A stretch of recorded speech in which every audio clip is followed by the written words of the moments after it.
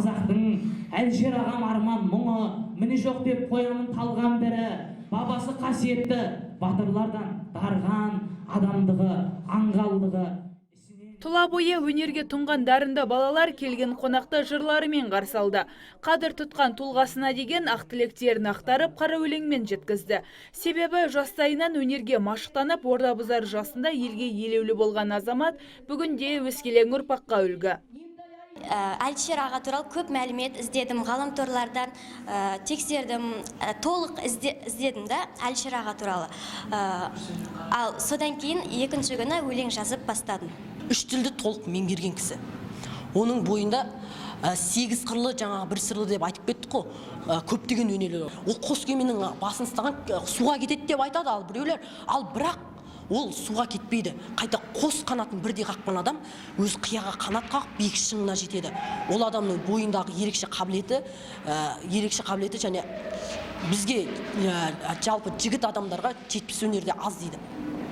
Әлішер Асқарұлы өнер жолын 7 жасынан бастады. Асыл тастан, ақыл жастан екенін алға тартып, бойындағы өнерін бала күнінен дамытып, әртістік қабілетін шыңдады. Режиссерлік қырынан да көрініп, айналайын құс сынды туындыларын жарыққа шығарды. Қоңыр даусымен тыңдармандарын әлдилеп, эстрадада өз орнын тапты.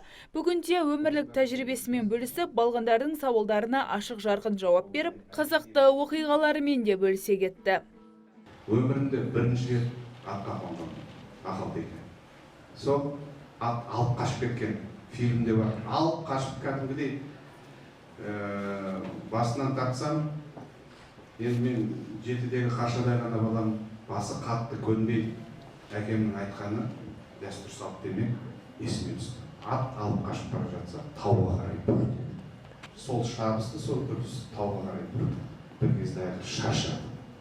Режиссердің ассистенті есінен талып қалды. Енді актерлерге жауапты адам есінен талып қалды. Біреулер қорқып, жүгіріп жүр.